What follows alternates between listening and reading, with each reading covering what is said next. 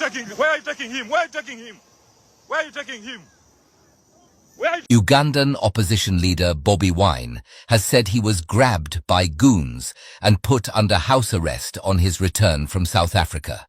The singer-turned-politician is the strongest challenger to President Yoweri Museveni, who has held office for almost 40 years. The 41-year-old has been arrested numerous times and has faced several charges, including treason.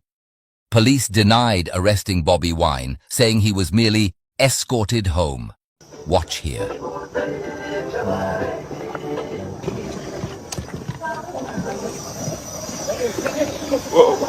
Where are you taking him? Where are you taking him? Where are you taking him? Where are you taking him? Where are you taking him? Member of Parliament. Member of Parliament. Member of Parliament. Where are you taking him? This is happening on an international airport. They are coming to the plane. They are coming to the plane. This is happening at the international airport. The President and Honorable Kirumira Hassan Chagulanyi Sentamu have been whisked away by SFC members. No, you cannot push me out. I came on this plane. You must wait. You must wait. You cannot push me out. They are arresting Honorable Hassan Kirumi and the President have been whisked away. I'm a member of Parliament. You cannot pick me out of the plane. What you're doing is wrong.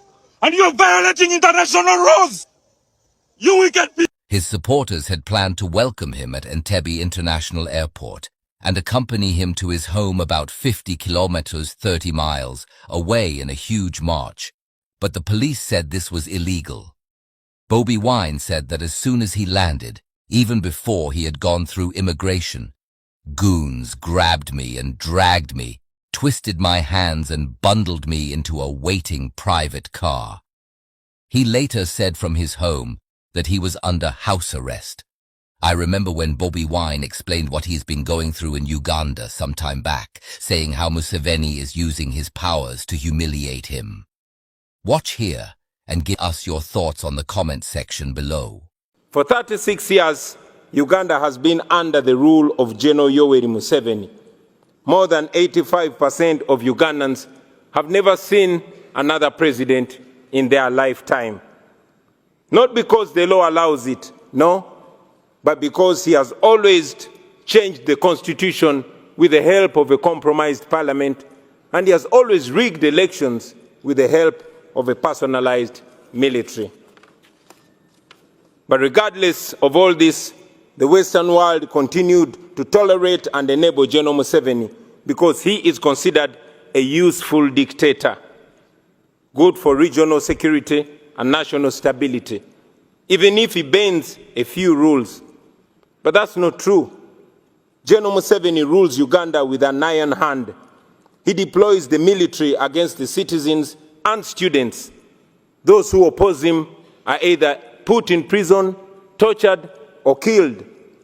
His administration ranks one of the most corrupt in the world. His family members and henchmen have plundered our nation at the expense of healthcare, education, and other social services. So, sitting there in my fancy car, beaten and humiliated, I knew I could not stay silent anymore. So, for the next 10 years, I dedicated my music to the plight of the common Ugandans and the fight for human rights. In 2016, General Museveni rigged the election and declared himself president again. And that's when I decided that if the parliament could not come to the ghetto would go to the parliament. In 2017, thank you. In 2017, I decided to run for a parliamentary seat. Our constituency campaign turned into a national campaign, and we won the seat with 80%.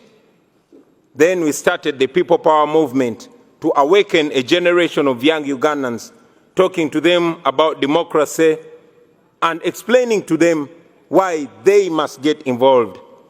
This annoyed General Museveni, and from then we were branded as enemies.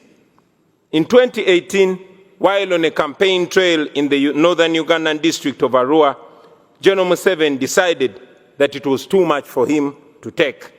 He alleged that our supporters had stoned his motorcade, and for that reason, the military was given orders to shoot and kill.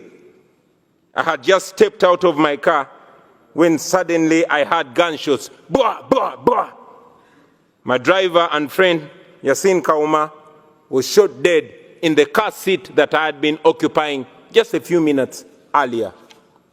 I took a picture of him and tweeted it, him lying in a pool of blood.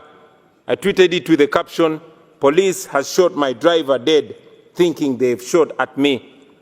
And then the Special Forces Command, a section of the military that is led by General Museveni's son, Muhoozi Kainerugaba, started hunting for me.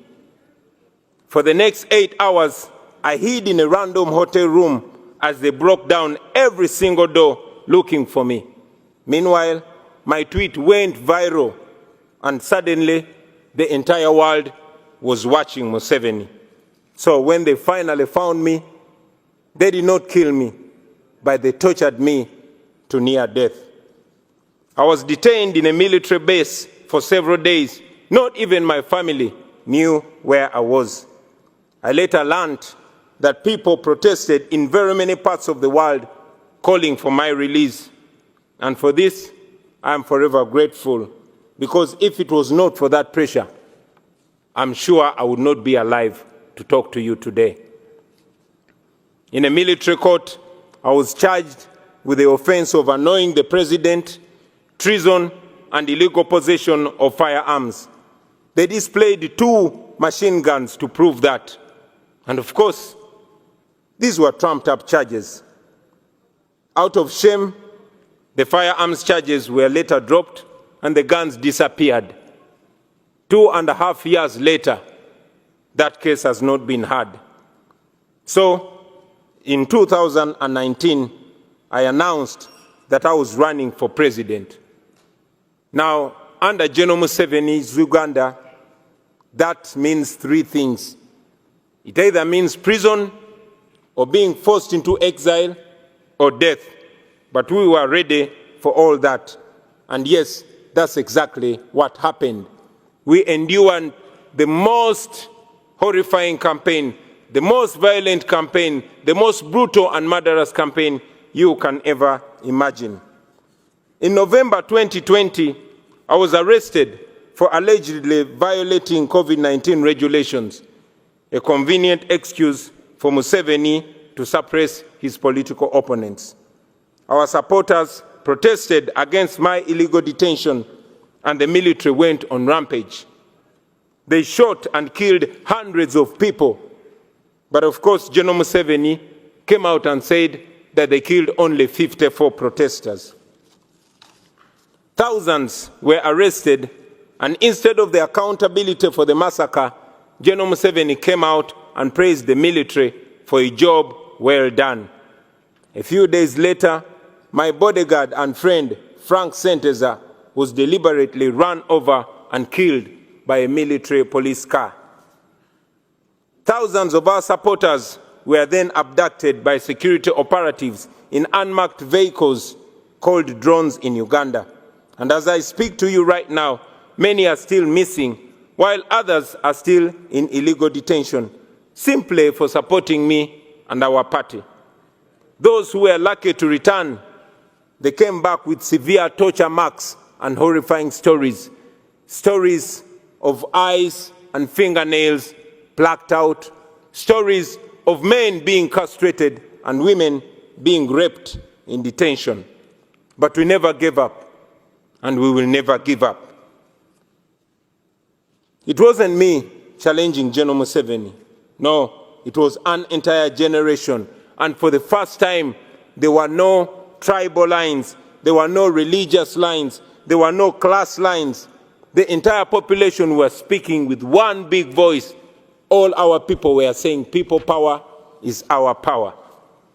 It was the biggest public phenomenon that I had ever seen.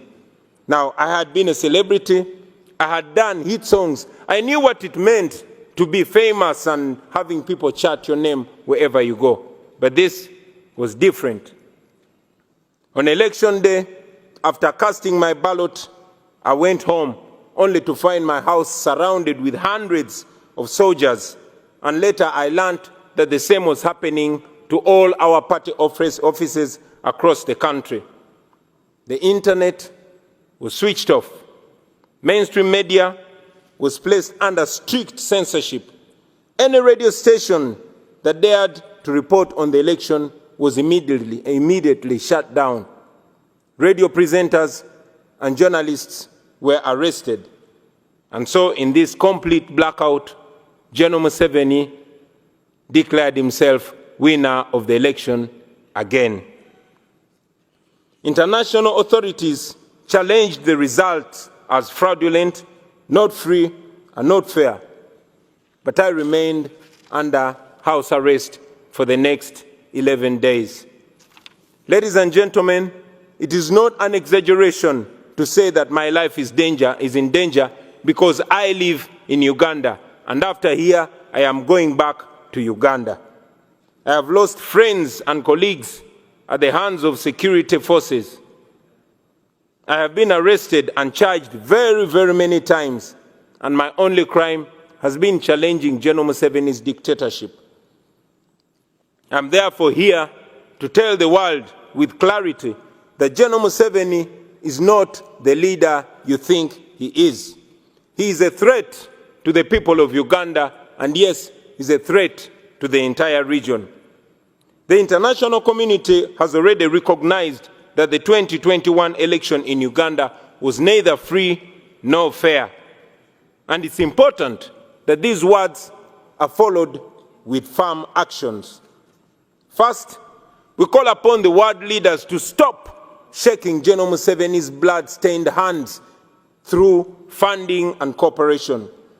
Secondly, we call upon the governments and organizations all over the world to impose sanctions on him and the people that he uses to torture and kill innocent citizens. Thirdly, we call upon all those who value democracy and human rights and the rule of law to isolate General Museveni because he has distinguished himself as an excellent violator of human rights who has no respect whatsoever for human life and human dignity. And fourth, we ask you to support our demands for accountability for the crimes against humanity that he has committed and continues to commit against the people of Uganda. Now, for far too long, the Western world has believed that allowing dictators to hold their nations hostage is an unacceptable cost for perceived security. Leaders who tolerate dictators and treat them as legitimate partners are complicit in their crimes. Please do not be partners in crime. Do not sacrifice your moral obligation. Do not sacrifice your moral obligation for short-time convenience. Please stand on the right side of history. I thank you.